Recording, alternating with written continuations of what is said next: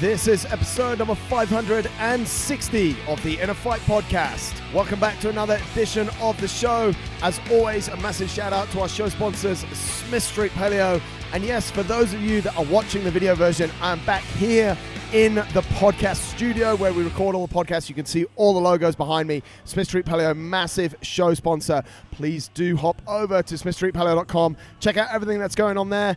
And if you have recently signed up for a meal plan, you've jumped on the September bandwagon, you want to get involved, you've taken advantage of the special offer that those guys have on at the moment, please let us know how it's going. Any queries on Smith Street Paleo, drop us an email, hello@smithstreetpaleo.com. We would love to hear from you over there, and tell us over here on the podcast exactly what's going on, how your journey with the food is going. We'd love to hear from you. For those of you that remember, think back almost a year ago to episode number 468. You'll remember the name Pete Jacobs. Yep, he was on the show and he's back on the show. I actually recorded this show when I was down in Australia recently, and Pete's journey is super interesting. He was world champion of Ironman in 2012, won Kona, but since realized, and I think at that stage, as he speaks about in this show, he knew that he had some issues with his nutrition, with his gut. He wasn't feeling well. He was having brain fog, fatigue, and just not really feeling his best. He's been on an incredible journey. I actually caught up with him in December when I was in Australia. And then when I was just there recently, we went for a run and we're having a chat about his current eating. And I was like, this is definitely worth a show. He's moved to what's known as the Carnivore Diet. It's a meat-based diet. And in this show, Pete takes us on the journey, tells us all about it, some interesting reference points. As I always say, this might not be for everyone, but for someone, it might fix you up. Let's jump into today's show with Pete Jacobs. Welcome back to another edition of the show. And some of you, definitely if you're watching the video version, you might recognize this guy here on my right, Pete Jacobs, mate. Second appearance on the InnerFight podcast. I'm honoured, mate, to make it twice. No, it's because you're here in Noosa, though. Yeah, I had to come and get you. Folks, if you didn't see that, go to podcast 468, which we actually did, mate. It's been almost a year, October of 2018, where obviously we spoke, mate, and what people might remember you as, it was a long time ago now, elite level triathlete, former world champion. So congrats again for that, mate. That used that headline to promote the last podcast, and everyone got to it. But mate, today we're going to talk about something a little bit different, and people might be a little bit surprised. We're going to talk about the Carnivore Diet. I'm going to let you introduce why we're talking about this, mate, because it's a bit random. Triathlete, Carnivore Diet, where do these two fit together? So give us a little bit of an intro about it and about your journey so far with it. Okay, so I've been carnivore this year. Probably the first few months I was still mucking about with a little bit of, let's say, coffee, like decaf, a few other little bits and pieces, but not much. But I got to that point because I've struggled with fatigue since I was a teenager. All the tests under the sun never came back with anything. All tests have always been fine. Hair, urine, blood, saliva, poop. I've had some bacteria, but never been able to fix it up to a point that mattered, I guess. Right. And I've tried everything at that point. Well, not everything. You've never tried everything. But and then I started going, looking into diet probably a few years ago. Went meat without feet for a year maybe. So basically just still kept having eggs and fish. Meat and without feet. I cut that out. What's so meat without feet? Sorry, mate. So I cut out meat with feet, right, as in any meat that has feet. So right, land animals and that. So I was still eating fish and I was still eating eggs. But I tried cutting out meat, and that was just totally, I want to say, misguided from just books from guys that have written a book going, hey, I tried this and I felt great. Yeah. And back then I was literally searching for anything without the critical thinking aspect of it, right, and just like, oh, it worked for them, I'll start doing that. Let's break out a little bit then, mate. Yeah. Isn't that, and we recorded a podcast yesterday for your podcast, and we were talking about like taking advice from people. Isn't that what happens a lot these days? Like people we've got to get there. Let's get there early in the show. Rich Roll, ultra athlete, wasn't he? We could argue, goes vegan. He's been vegan for about 12 years. Everyone reads his book, Finding Ultra. It is quite inspiring in places, and goes, I'm going to go vegan. Yeah.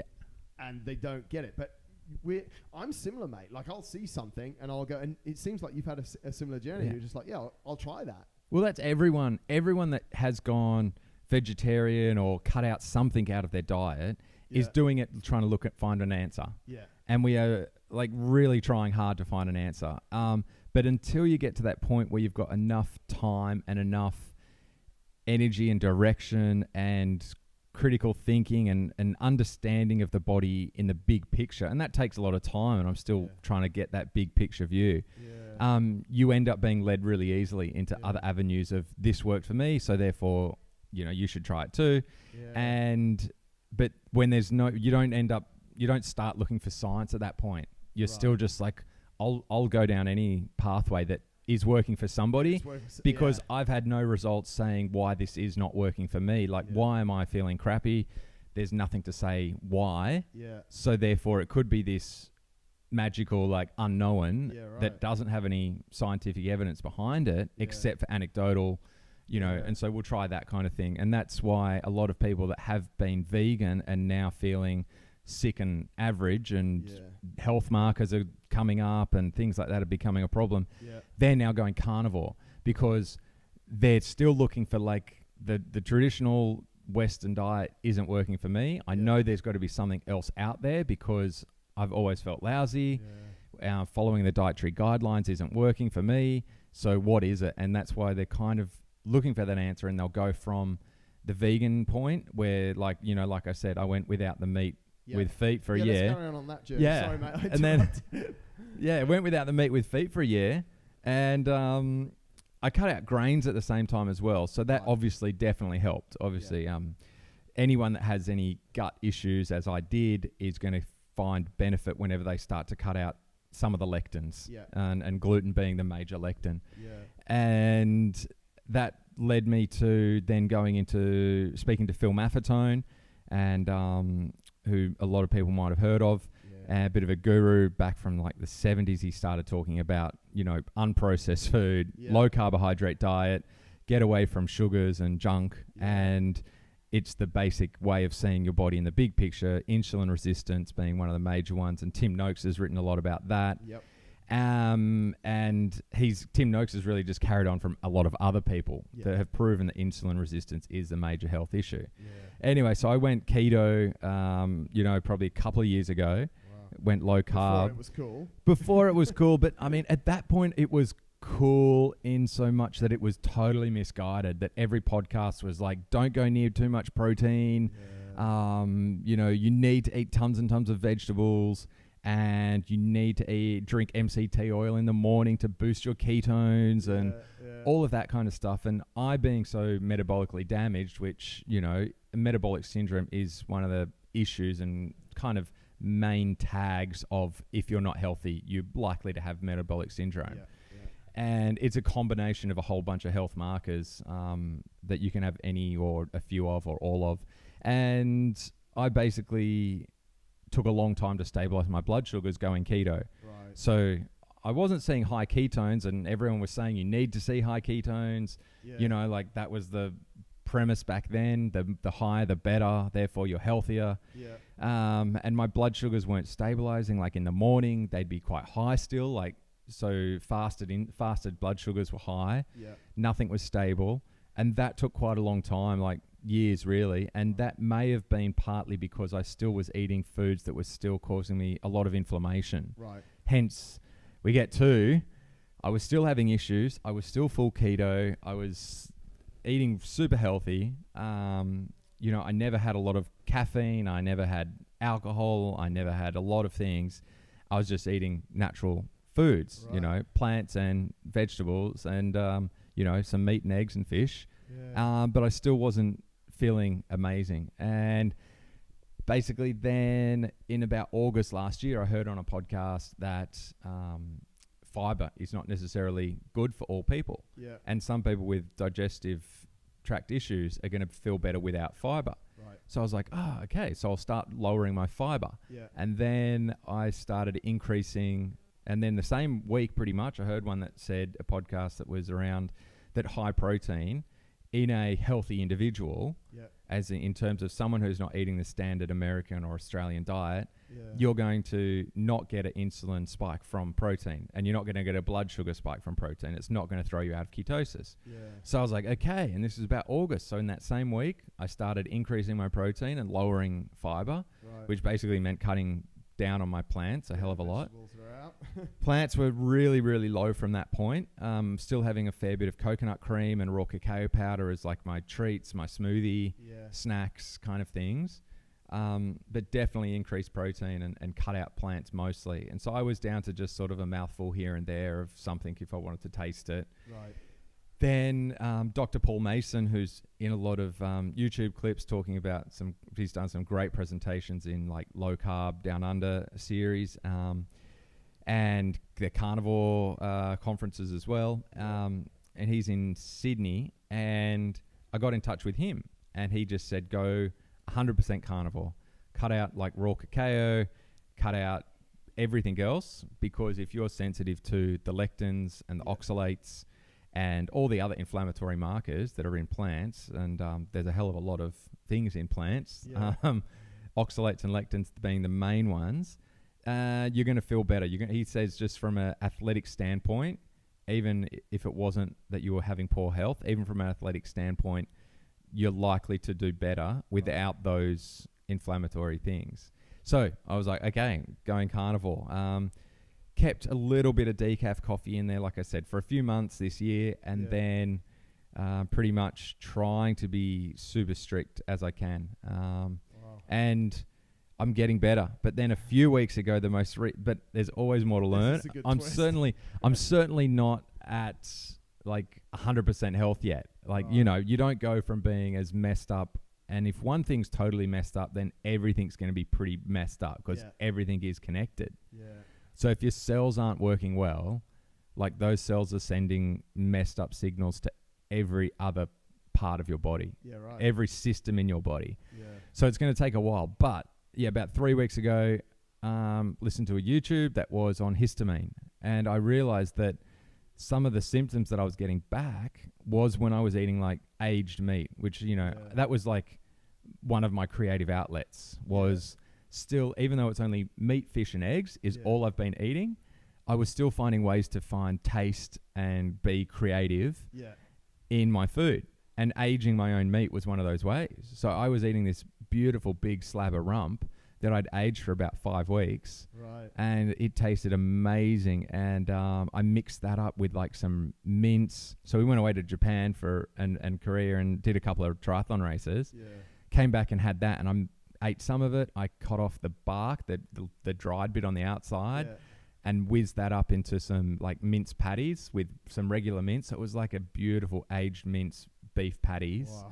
Wow. I think I put some egg in there as well. So by the time I've made that up, and then I've put them in the fridge, and then I've kind of eaten them over the week, as well as I've eaten up the rump that I've then sliced as well. Yeah. Like I couldn't get off the couch. There was 2 days in that next 2 weeks where I just couldn't get off the couch. My brain wouldn't work at all. And those are the symptoms that have been worse in my fatigue, where it's just like brain does not work. I literally can't think to do anything without feeling like I'm about to have a panic attack, like an anxiety. Like anxiety levels are through the roof. So when I'm coming out of that worst phase but still fatigued, and this happened about 3-4 weeks ago maybe, when I last had some histamine, and I went to go for an afternoon run, and I was tired. Like I knew my brain was foggy. I knew I had this kind of inflammation that was causing a bit of brain fog and fatigue, but I couldn't find my watch. And it was like, so then it was like, okay, found my watch. I think then my watch was like, battery was dead. Then my music player battery was dead. Right. And then I couldn't find something else, my heart rate strap or something.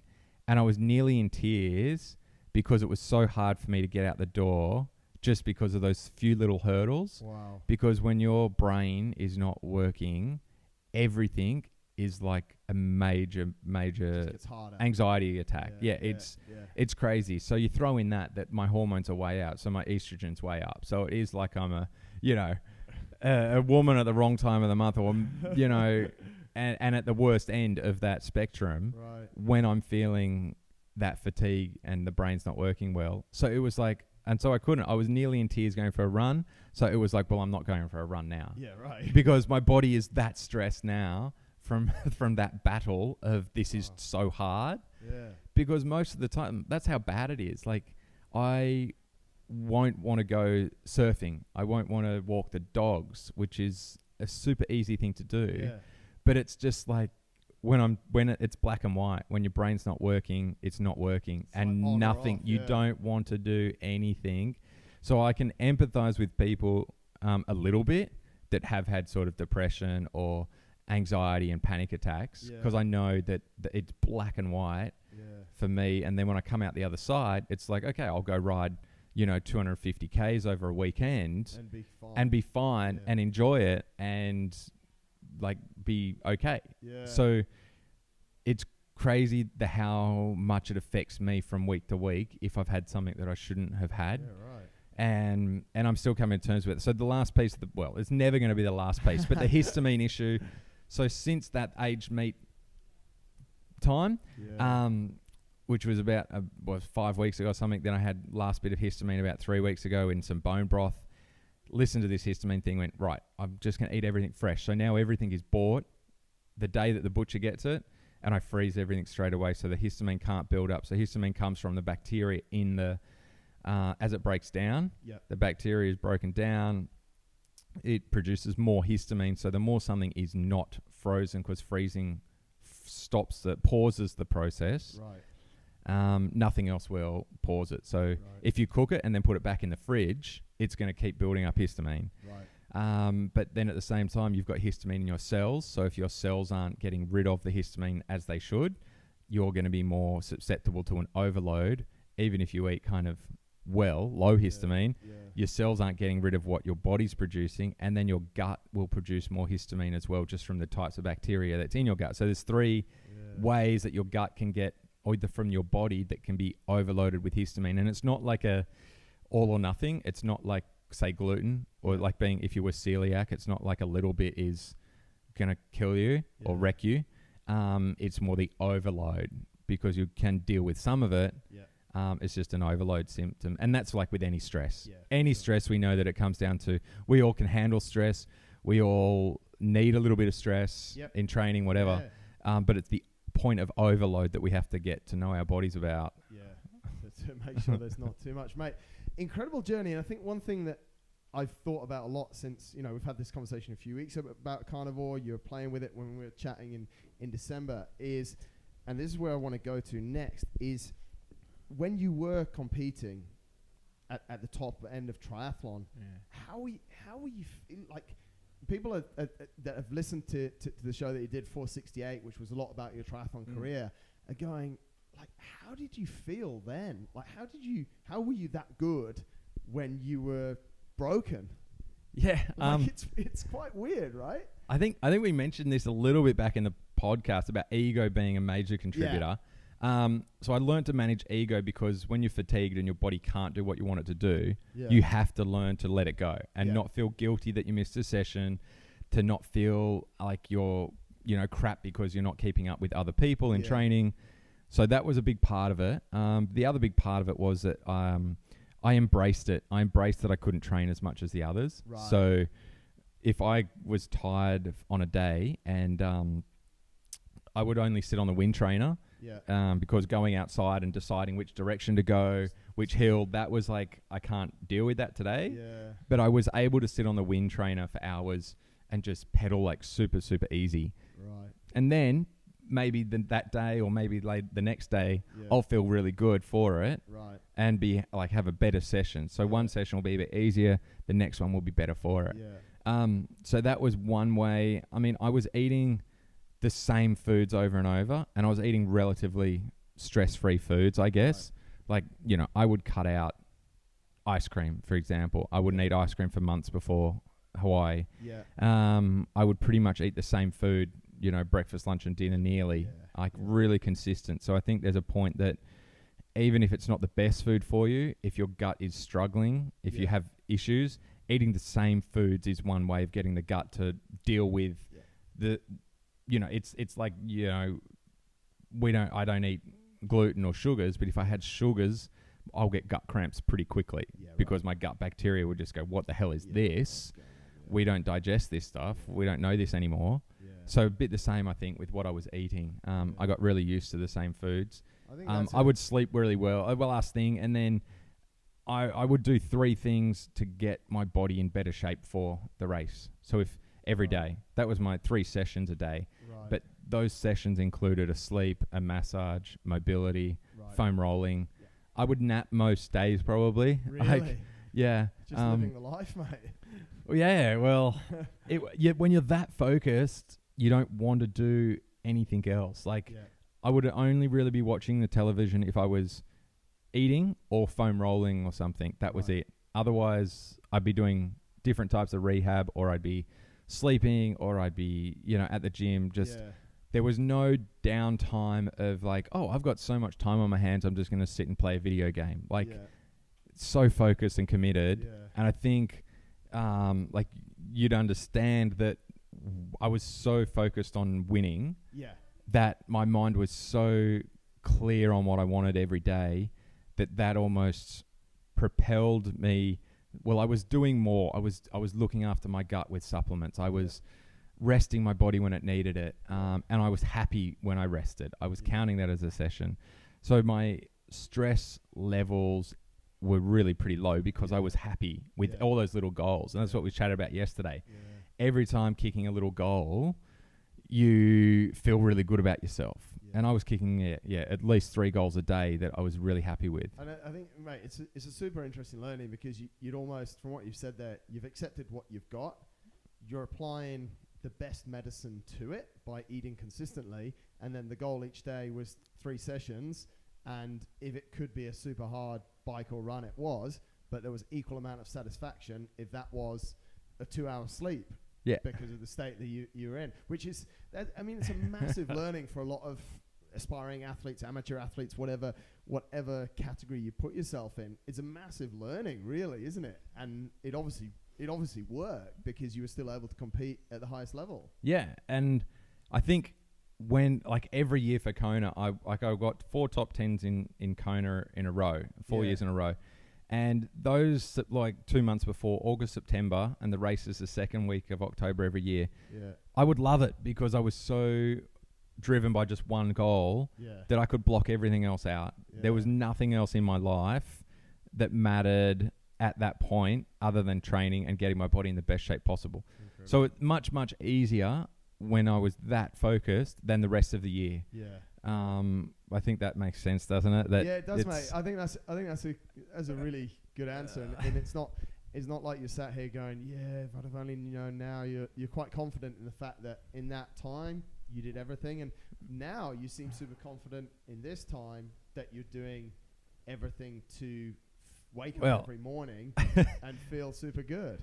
Yeah, a little bit. I don't know how confident I am, but because the more you learn, the more you realize you don't know. And that's the difference between where I'm at now and where I was a few years ago when I was just like, oh, well, I'll cut out, meat with feet for a year and try something else. Now it's very much, I'm certainly not a scientist, but I'm doing my own research on my body and I'm listening to research in podcasts every day. Really? Every day that I'm training, I'm trying to be like, okay, what thing is it now that I'm interested in today? Just Google that. And then I'll listen to a bunch of podcasts about that one. Wow. And so I'm following all these different rabbit holes every day. And, from a simple, and you might pick up one little thing on a podcast where it's like, oh, okay. Today even, I thought previously I've been having too much salt on my meat and that's been making me thirsty after my food.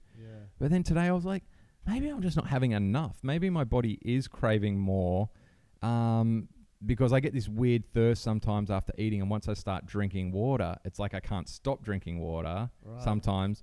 So I think that might be related to the histamine issue and just my gut. But at the same time, I'm like, oh, let's ramp up the salt really high and see if my body reacts any differently to that, whether that changes how much I'm thirsty or how much how I feel, because I'm still not feeling amazing. There's so many more things to dial in and there's so many little nuances for like balancing your minerals because zero carb is different and really in uncharted territory that there's not many athletes that have done this. Like except Zach Bitter. Well, Zach Bitter still has some carbs, and he's certainly not like he doesn't have the gut problems and the stress level problems that I have. Yeah. So he doesn't get the fatigue issues if he eats something that if he eats a bit of sweet potato and some greens or something, he's fine. So that's where I'm still trying to find out what I can and can't have. It's interesting because at dinner last night you were asking me what happens if you have X, Y, and Z, and I actually thought about it a lot on the way home. I was like, that's really interesting because I never really measure I've measured it before. I've been in France and you're at the bottom of a mountain and you have 3 croissants. Do you have energy to go to the top? And that's how I measure that input versus output. But I've never felt super bad from it. So whereas your situation, if you have things outside of even down to histamine now, you notice the so it's not like, okay, I've been really good, it's all good. I think that's a question I asked you when we were running the other week, what's your go on, tell me that every so often you smash a chocolate cake, but I didn't really get anything out of it. And it's quite interesting when that choice is removed away. You literally, well, tell us, mate, what does a day of food look like? Because I think that's interesting for people. Yeah, as you said, when choice is removed, that's best for me because my personality doesn't really do moderation. I'm because when you've struggled with these fatigue issues, it's very much this is either good for me or bad for me. It's not I can kind of eat what I want and I'm fine. Because you're so aware of feeling good and bad, I in my subconscious, if I have a little bit of something, I'm kind of well, that must be okay for me. So there is no stopping point. Right. That's just the way that my brain works because of, I feel I wouldn't be silly enough to eat something that would cause me that much pain and depression and stuff. So therefore this must be okay to eat once I've tasted it. So I can't do it. But maybe there's also that trigger, I guess, of, in for a penny, in for a pound. If I've stuffed up my body, I'll have more of it, which doesn't work well. But anyway, so back to ice cream, not just 2. Yeah, I mean, because anyone, you said the other day, you've got a sweet tooth, and it's I have a sweet. Every single person on the planet has a sweet tooth and will enjoy something sweet like ice cream or chocolate. Everyone has a sweet thing that they love. And I'm no different. If I had something, it would taste amazing. But at the same point, now I just don't see that as food because I'm just no, that's not something that I eat. That's interesting. Not something that my body eats. And I at this point anyway. And so what do I eat? This morning, so it's I got out a couple of small bags or 500-gram bags maybe, so maybe a kilo all up of frozen meat, the offcuts from the butcher. Got them out frozen, put them in the pressure cooker, and cooked them for about an hour, and then just had slow cooked meats. Mate, because we spoke about it a little bit yesterday. You've got a whole book on, and you're learning all the different cuts of the animals. People generally would know, when it comes to a cow, rump, sirloin, fillet. What are offcuts? Well, I don't know. They're the sinewy bits that they just cannot sell that may end up going into mince otherwise. Yeah, right.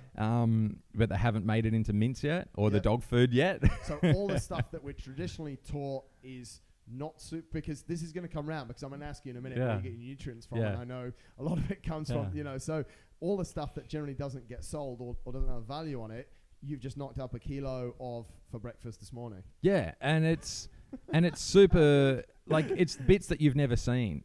You look at it and the type of fat in it is totally different to the type of fat we're used to seeing that would be the outside of the animal. Or marbled or little bits of marbling. It's weird, sinewy bits, but slow cooked and things. Generally, they all break down and, so that was breakfast this morning. And then dinner tonight might have, a couple of steaks, probably another kilo of meat for dinner again. So at the moment, the last couple of days I've just been having 2 big meals. So it kind of probably depends on the training I'm doing, how hungry I am, how much fat was in the meals as opposed to how full I get. So some of the cuts are fattier than others. So will you if you let's link it a little bit to training as well, mate, saying that like, you know, offcuts could have a lot of fat in them, whereas if you took a leaner cut, so have you got to a point now where you're like, right, I've got to do a lot of training, or I've got a big training day tomorrow, I need more fat from this meat? I haven't been consistent enough in my energy and training to be able to fine tune it well enough. Right. Like I've thought about all of that and I play with it a little bit, but that's not the overriding factor of do I feel fatigue or not. Right. Yeah, it's because some days I just can go train all day and, you know, feel fine. Right.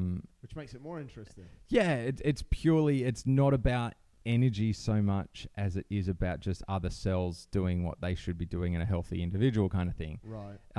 Because when you think of the energy coming from ATP, the mitochondria just need to be able to produce that. And if they're all getting mixed signals and there's a breakdown somewhere, it's not because of lack of energy, because I've got plenty of fat on me. Like the fat, and because I'm so adapted to fat, it's not like that there's an inability for me to burn fat. I'm burning fat all the time. I always have ketones, even though they're only low. That generally seems to be what athletes are. That seems to be the anecdotal evidence now. Like people who haven't ever trained before much will generally have higher ketones. Those that have been an athlete will generally have low ketones. So I don't know, and nobody knows why and how yet. There's so much, so many unanswered questions in this whole fat burning field of science. So I'm definitely looking into it, and I'm definitely playing around with a few different options of, like I was saying, like, do I feel better eating 2 big meals? So that's something I'm testing now, as opposed to like eating a little bit less and then still thinking about food an hour later.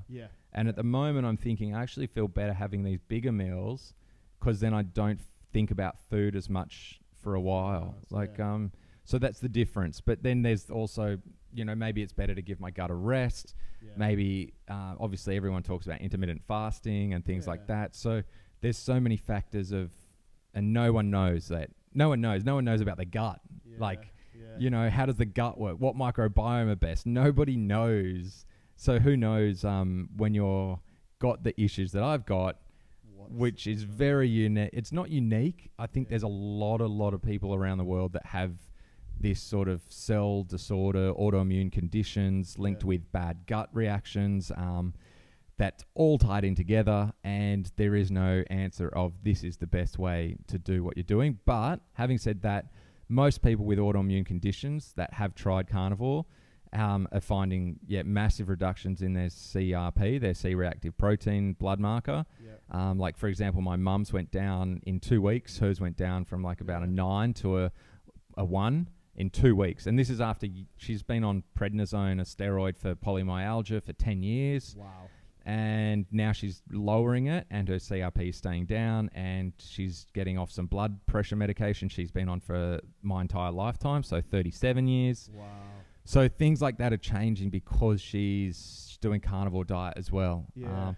So it's a big opportunity for people to test, but it's certainly no sort of, well, this is exactly why it's happening, other than we know that lectins like gluten and other lectins in plants are inflammatory in the gut, which could be increasing that autoimmune reaction in the body. But of course it does run deeper, of course, back to the cells not doing what they should be doing. Mate, let's just wind back a little bit. We're at 2 kilos, so you've had 1 kilo for breakfast, only eating twice a day now, which I actually think that... Well, just a couple of days I'm trying that, but another kilo in the evening. Most people that are listening that are maybe not familiar, and folks, if you're not familiar, some of the good people to go and have a look at Sean Baker on Instagram. Also check out his show, which is not new, 2016 on Joe Rogan. That's someone interesting to look at. I'll put all these resources in the show notes. Someone that you like as well as Paul Saladino. But people are going, okay, this guy's saying that he's eating 2 kilos of meat a day. The first question is like, come on, mate, what else are you actually having? Are you having anything else? At the moment that is it. What else do I have? I'm just going to take a little break from eggs because they have potential to increase histamine. So I've had them on and off, but like I said, I haven't had as good a consistency as I would like of energy levels. So I'm just going to cut out the eggs for a while longer. I've got to work on my vagal tone exercises, so just increasing that HRV as you love, but doing that through vagal tone exercises, a bit of cold therapy in our pool that's very cold in winter at the moment, and a few other things. But am I eating anything else? No, just a hell of a lot of salt. Yeah. And I've cut out the fish pretty much. I used to eat a lot of tinned fish, but that's going to be higher in histamine, being that it's sat around in a can for a long time. So at the moment, that's where I'm at. And then, but over in the near future, then I'll start to look at other things, like get back into just some quick cooked bone broths. So and then freezing them. So I used to like make it, keep it in the fridge for a long time, and the histamine would have been building up. So now I'll get back into those and that kind of thing in a little while. But when I cook the meat in the pressure cooker anyway, ends up kind of producing quite a lot of the juices out of it. And because, they are quite the sinewy bits. But the other thing I eat is liver. I eat liver at least once a week, and probably I've got little bags in the freezer that are probably about 400 grams. So I probably eat around 400 grams of liver a week, which is super nutrient dense, which is the go-to for when somebody says, well, hang on, you're eating all this meat. You're not getting the nutrients that you need. Let's talk about it. Do you think you are? Do you think... Tell us a little bit about it, mate, because a lot of people go, and that's really where I wanted to get to. Like, people are going, oh, that's all he's having. Like, we've confirmed that's all you're having. So people are going, well, how on earth is this guy getting all these nutrients? Because we've been told that we need fruit and vegetables to get vitamins and minerals from, right? We've been told that, like, to no end. But say, for example, beef liver is the most nutrient-dense food on the planet, pretty much. There is nothing else up near beef liver. It's got everything from vitamin C, vitamin A, iron, zinc, copper. I mean, it's got everything, absolutely everything, really. But then, I'll eat that, a fair bit of that, like at least once a week. And then all the other meat, though, the meat itself muscle meat is still way up there. Right. It still kicks butt of pretty much every plant it's going to be higher than as well. And there are carnivores that really just survive on muscle meat. But again, it's a fairly new area and unresearched of exactly levels. And obviously every animal's different. An animal that they're eating is very different to the animal that I'm eating. You know, I'm very lucky here that the meat that I eat is grass-fed and from within 50 kilometers of where I live, most of what I eat. Like, it's crazy how local it is and natural. So, it's a very quick Google search for, like, how many vitamins are in beef and beef liver and beef muscle compared to any other plant or animal. And so then it's not even close when you consider bioavailability, how much you actually absorb from like a bag of spinach. It might say there's plenty of iron in it, but you're not absorbing anywhere near that amount. And then if you have any sort of reaction, which most people are still going to have reactant, that's why they're called, they are lectins. Because we don't break them down. They are the protective toxin from the plant. As are oxalates as well, that are going to mess with your gut so that you don't eat this plant out of extinction. And yet we are eating these plants to extinction, except that we've got agriculture. And because, we're eating the same plants pretty much day in, day out, particularly when you consider that, like, there's 5 or 6 of the main plants that we eat, like broccoli, spinach, I think, kale, and a few others come from this one same mustard plant. Right. And so it's only in the last few hundred years as we've been able to genetically kind of lead this through, cross reproduction things, pollination and what have you, bred it for certain attributes so that we get the florets is the broccoli, the different leaves of the kale, things like that, where it's like, okay, so this same plant with the same type of toxins ends up being a major part of our diet that we can become really, like, have an autoimmune reaction to in the end. And so it's no surprise that for now it's just well, let's say not now. Now it's becoming that lectins are a major problem for a lot of people because of autoimmune conditions are becoming like much more prevalent. Yes. Let's go back 10 years and it was just gluten. Yeah. So gluten being a lectin. But now let's say 10 years in the future, we might be there with lectins where we are with gluten now. Right. Where we've eaten too much of the same plant that's been genetically modified, that's been, pesticides have been put on it. Yeah. The lectins have been increased genetically to reduce the impact from pests because they're there to get rid of pests. Yeah. Just like us eating them, the pests that eat those, the lectins have been increased in those so that, the insects don't eat them. Yeah. But now we're eating increased amounts of lectins. Yeah. So anyway, when we come back to why not eat them? I'm not eating them because I get an autoimmune reaction. Yeah. So why are we told that they're good for us? Yeah. And most things, like everything, it comes back to marketing and profits. Yeah. I'm not going to say that everybody should just go carnivore because, a lot of people don't have reactions to it, and we are omnivores. We are able to eat plants. Yeah. But it's one of those things that maybe consider if you're eating a bag of raw spinach a day and you're having green smoothies with raw kale, raw spinach, raw celery, and you're chucking all these raw plants in because lectins and oxalates can be reduced when you cook them. Yep. Then, maybe you are doing yourself actual harm by having that massive green smoothie every day that you think is incredibly beneficial. Yeah. And then the next point is fiber. And everyone says, well, where's fiber? What about fiber in your diet? Yeah. And fiber is totally pointless. We don't need fiber. It's been proven in many studies.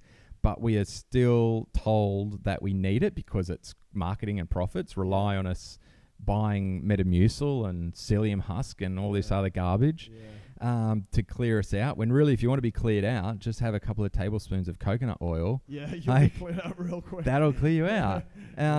So fiber's not necessary at all. I'm super regular every day, and Paul Masson has a great lecture on that we don't need fiber. He shows all the research and that anybody that had any irritable bowel symptoms, constipation, pain, any of those kind of symptoms, when they went a zero fiber diet, those symptoms just totally disappeared completely. A low fiber diet, they reduced. A higher fiber diet, they got worse. Yeah. Fiber is not the answer. If you're blocked up, don't put more stuff that blocks it up down there. Yeah. It just does not make any sense whatsoever. So how that's been allowed to continue on for so long, who knows? But anyway, so then there's fiber, and then there's the cancer risk. That's the next one that people say, well, they look at you as if, oh my God, I'm watching you die of cancer right now as I watch you eat that meat. And you get those looks. Really? Yeah. And fair enough, because it's still spread around those governmental bodies that are basing that off a study from an epidemiology study from 70 years ago and for starters, epidemiology study is just complete BS because it's just what have you eaten for the last 10 years? Yeah. Oh, you ate meat? Oh, look at your results. You've got more cancers than the other group that ate less meat. And yet they're not taking into account the exercise, the smoking, the sugars, the environment. Yeah. And I love the one that more people the people that listen to the dietary guidelines, which was eat less meat, are generally the ones that also try to do things for their health, like exercise, like not smoking, like not drinking, those kind of things. So it's so many biases in an epidemiology study that it's just a joke. So anyway, they have thrown out basically everything that's been concluded from epidemiology studies, but it's taking a while to filter through for the government bodies to change all of their topics. They've reduced. They've taken away the limit on cholesterol. That's another one. They've taken away that and said, okay, we now admit that those research that is based off the exact same thing that the cardiovascular risk studies on meat were based on. Yes. That if you eat cholesterol, you're not going to die of cholesterol. Yeah.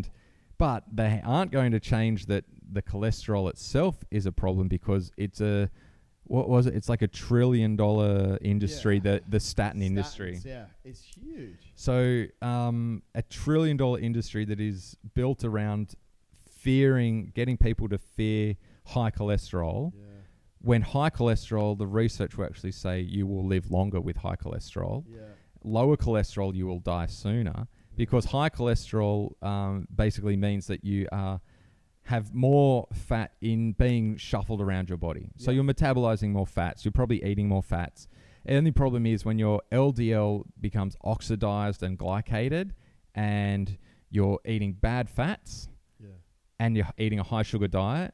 So the high sugar diet, anytime your blood sugar increases, you'll strip the lining of your veins and arteries of the little villi, little fingers that protect the inner walls, which allows the calcification and the buildup of the LDL. And the LDL, if it's oxidized and glycated, it's hanging around in your blood a lot longer. So it's a different type of LDL. There's many different types of LDL, so you can't just say, oh, my LDL was high, therefore I need to be on a statin to lower my LDL, because unless you look at what the breakdown of LDL is, and really there's very few doctors that do it, because it's got to be like spun in a centrifuge and you got to get the different layers. It's crazy that it's still being looked at as, oh, your LDL's high, we'll put you on a statin. And that's the answer for this $1 trillion industry. That's what it is. It's a big industry. Like, everyone knows that fast food industry, like last time I checked, the fast food industry in the States was worth something like, something like $250 million a year. No one wants to can it, and then you've got the health industry. And I think the stat I found that was like fighting heart disease, things like you're talking about, cholesterol, it's worth $500 million or something ridiculous, mate. And it's just like, no one wants to can that. But I guess they're all more sort of, political, or they've become political issues now. And as to why they're not going to do it. Yeah, because they're sponsoring the politicians to not change guidelines. Because if suddenly the guidelines change from, oh, we shouldn't be eating this many grains, and we should actually not suggest you eat sugar every day. The sugar industry and the grain industry will suffer, and they are pumping so much money to not let those changes occur, even though the research is there that diabetes is a major issue from those two things, any processed carbohydrates. It's just crazy that it's not changing because of it's as much the medical industry as it is the food industries, and everyone's just laughing that people are sick and dying. Yeah, crazy situation, mate. Let's jump back to things, and I want to jump in a little bit into performance. We mentioned Zach Better before, who's known as a carnivore just recently. I mean, these stats are crazy. He ran 100 miles, which is 160 kilometers, 11 hours, 19 minutes. And I want to just get a little bit more geeky on his stats. That's 4:14 a K, which is 2:58 for a marathon. So he's run 4 marathons basically back to back, a little bit shorter at sort of that pace, sub 3 hour pace. Phenomenal. What do you think about that, and how do you see your performance changing recently, and what do you see the outlook for your performance going forward, or do you just sort of live day by day? A little bit day by day, but I have done I've done a few half Ironmans this year on lower carb and basically zero carb, and noticed a change that, I mean, I don't have carbs before the race. I've done some of the races on practically no carb. Wow. And in a half Ironman, so it just takes me around 4 hours, and I've noticed no drop off. Slow. Yeah, so I've had ketones, I've had caffeine. I'm actually going to test out some nicotine gum as well, because basically we were talking about this the other day about stimulants, and that the brain perception is everything, and the whole central governor theory. So that's where my performance is heading in. I know that, there's a limit to what I can do without some input of carbs. Yes. And I'm not totally against carbs when I'm exercising, it just goes straight up into my blood, into my muscles. Yeah. It's more about what do I need to do to make sure that I'm putting in just enough and not too much, so that my blood sugar is at 5, that it doesn't go up to like 5.5 or 6. Yeah. Because that's where I feel I'm just going to get a real shutdown of my body, because I'm so fat adapted, Yeah. that if my blood sugar does go up that much higher, maybe it's because I'm fat adapted, maybe it's because of my past metabolic issues, everything combined, that could potentially, and I have felt it in races a little bit where that's been a bit of an issue, where my blood sugar's gone that little bit higher, and I've struggled to get any energy, and then I've had a caffeine tab and just been able to like really pop out of it and get good again. Yeah. So, and then have like no carbs the rest of the race and feel fine. And so there, I've had some mixed results, but basically my gut feeling is that I'm better off in a half with basically nothing except for other exogenous sources. So ketone esters and stimulants are going to be the best thing for me. And then, I mean, at the end of the day, if I get to the run and I just want like, I just need like the sensation of something, I could have a sip of Coke or I could even rinse and spit the Coke. I was going to say, and that would still, and that would give my body enough of a kick in one way or another. But I would just do whatever. So it's a little bit by feel. It's like, I'm really feeling my way through this, but at the same time, I'm confident that there's nothing that can really go that wrong. Yeah. I mean, you're in a race. There's aid stations. I'm going to have stuff with me in case I need it. Yeah. And, I'm not going out for like a 20-hour, ultra marathon with water and salt. Yeah. Like I'm not doing that. Yeah.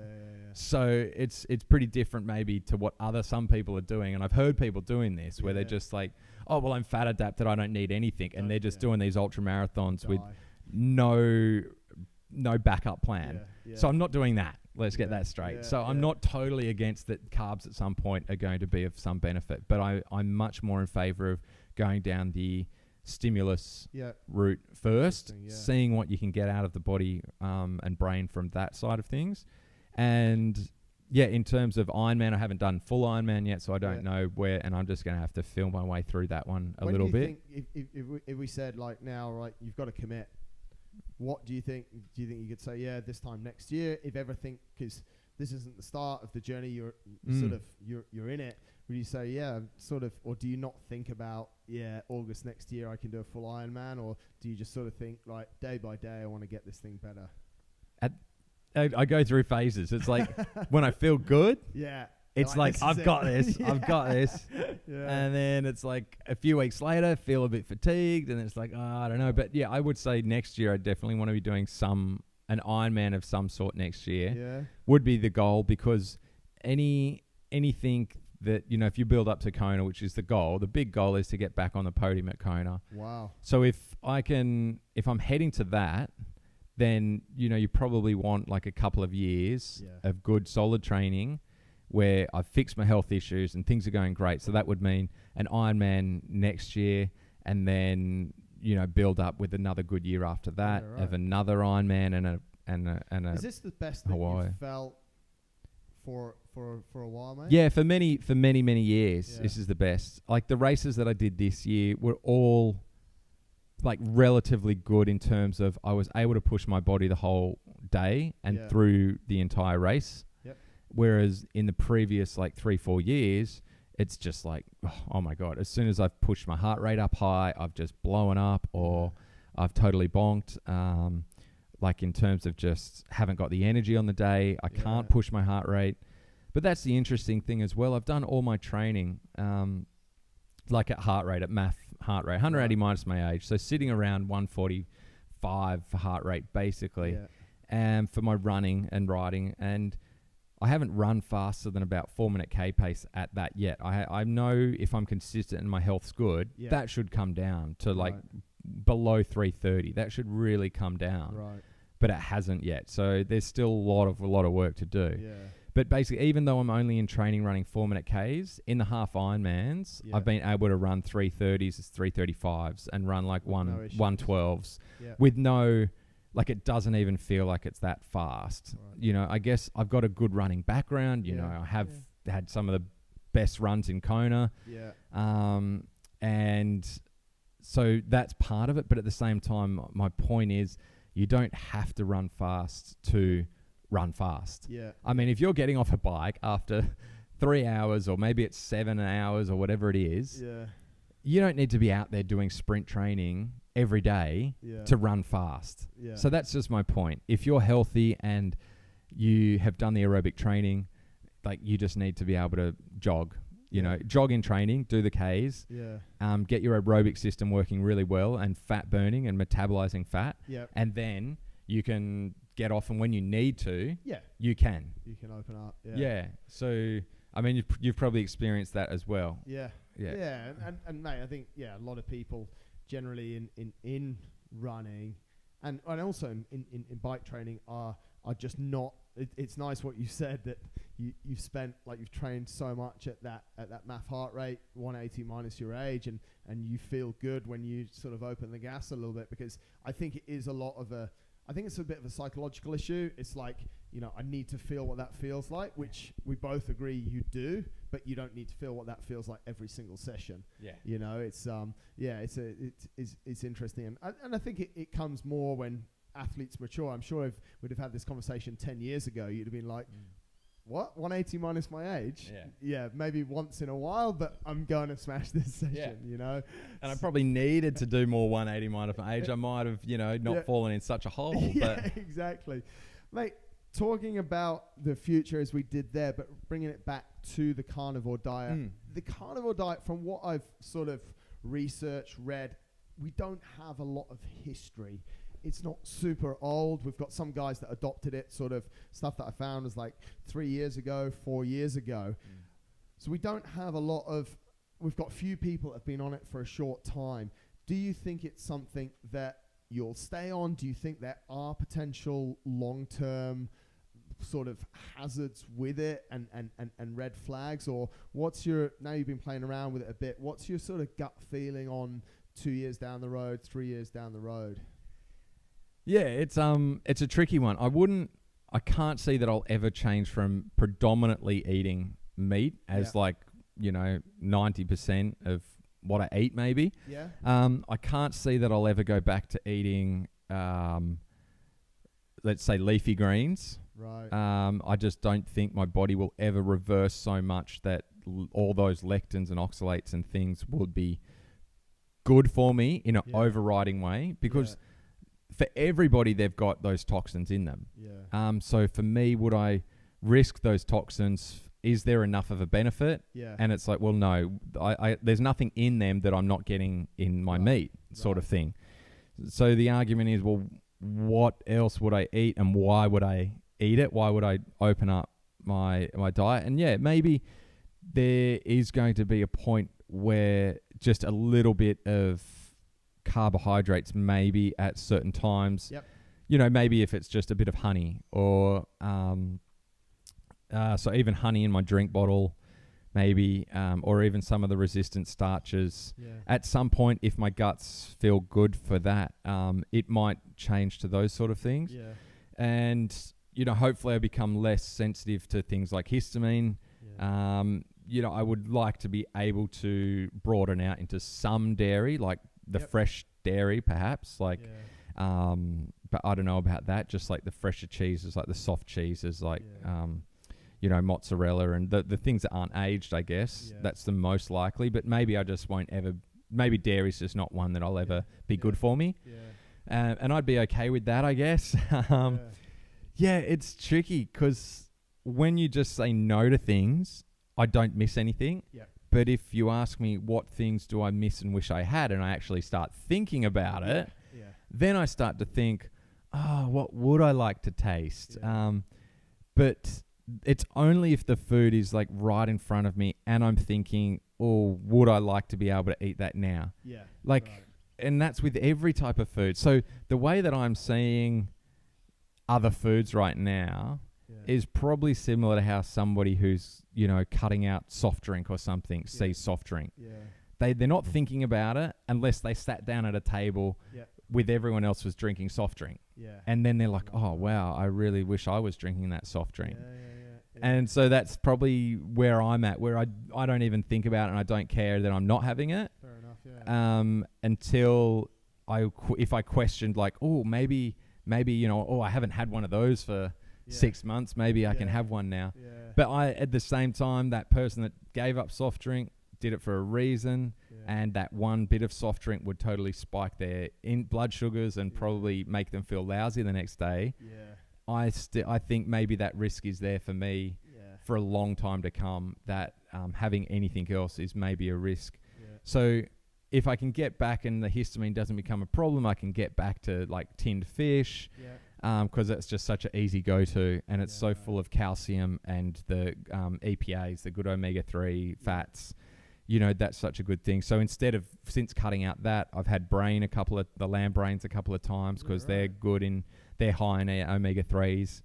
So I'm trying to get as much as I can and that's how I'm looking at things now. So I guess that's the difference between, 3 years ago when it was just like, oh, maybe if I try this will work. Now it's like, okay, well, if I'm changing this, it's how am I looking at all my macros and micronutrients kind of thing, which, and then I'm also looking at, starting to try and figure out that other side of things. Like the HPA axis and my hormones, my thyroids, my vagal tone, how all of that is combined to lower my stress levels, so that at some point I'm more able to tolerate more foods. And definitely things like that. And so it may just be, go without eggs for like a couple of weeks or something. Work on my vagal tone and things like that, and then reintroduce a little bit here and there, and just have them in moderation. But like I say, I'm a special case, I think, where I have got a lot of sensitivities from a lot of different areas, kind of focused, but I do think it's becoming more and more prevalent, and autoimmune disease is everywhere. I was chatting to a young kid the other day, he's in his 30s, I guess, and he has reactive arthritis, so his bones are literally just dissolving. But he's still, like, he hasn't yet cut out gluten 100% or anything. And I was like, okay, for 2 weeks, you go carnivore for 2 weeks. Trust me, all it is an elimination diet, the ultimate elimination diet. You aren't going to miss out on any major nutrients. You're not going to give yourself a heart attack. Like, nothing bad can happen from cutting out sugars and like fruits that are giving you high blood sugar, plants that are causing an autoimmune reaction. Like, it's potentially, the upside is potentially huge for someone like him and my mum and myself. Like, but my mum and this other guy, like, they're stabbing themselves with steroids to stay alive, to be able to function. And yet they're in pain all the time, constantly. It's not working. He was like, I was like, oh, are you in pain much? And he's like, I'm in pain standing here. He's like, my plantar fascia has basically dissolved. Incredible. He doesn't even have it, and he's just in pain all the time. And I was like, and then we finished, I chatted before we did this bike ride together, and it was a charity ride, and we got back there, and the charity ride, of course, put out lollies and junk food and stuff. And without thinking, he just went and grabbed a piece of licorice. And I was like, are you sure you want that? And he went, oh. I was like, well, it's so processed, so full of chemicals and unnatural foods that your gut will have an inflammatory reaction to, and cause inflammation through your body and cause your reactive arthritis to be worse. He was like, He went and put it in the bin and went, right, from now on, next 2 weeks, I'll do it. And he's going to go Google all the things that I told him that you've mentioned. But it's like, wow, if I can help a guy like that that's in pain, to find out that there's a reason why he's in pain, and it could be this, BS that we've been fed for profits and lining of other people's pockets. Because the doctors don't know. They don't. The endocrinologists, they don't admit that sugar's a problem, or that that plants could ever be a problem. And so we're just trying to. It's not the carnivore movement, and I'm not part of the movement, I guess, but I'm part of it by just default, I guess. That it's not about saying, hey, everybody should just stop eating plants. It's about plants are not the answer to our health issues that we've been told that they are. Correct, And if you cut them out, you will survive. But I think the biggest headline is don't limit it. Don't limit your protein because you're afraid of cholesterol, because you're afraid of heart disease. Because by limiting proteins, you are increasing the carbohydrate foods by default. You are increasing the blood sugar fluctuations multiple times per day. You're increasing your sugar addiction to sweet foods, like because you're not eating the savory meats.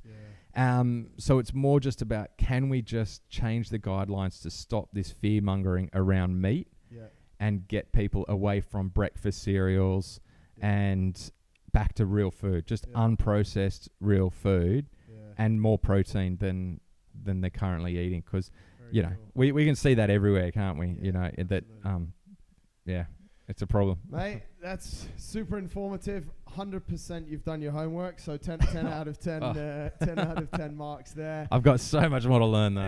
Yeah, but mate, I think you're doing a good job. And I think that the bottom line is, as it always is with these things, is you're seeing some nice positive effects, and you stayed open. Like, it's interesting to hear you say, you know, maybe you will get back to a bit of soft cheese one day. And I think that's, you're in a state where you are what we'd call sick. I don't really know if that's the right term. Yeah, I am. I'm still unhealthy. You're not feeling great, and you're going through it. So, mate, what would be interesting if we do catch up in about 6 months or 12 months and really, you know, and just sort of compare these shows, because I think it's an interesting thing. I think the carnivore diet has a lot of positives. We see a lot of people doing well from it.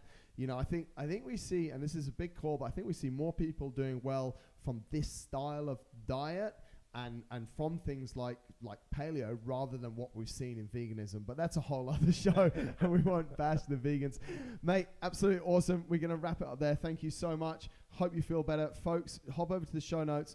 There's loads of links that I'm going to put in there, and you can follow Pete's journey. Go and check him on Instagram.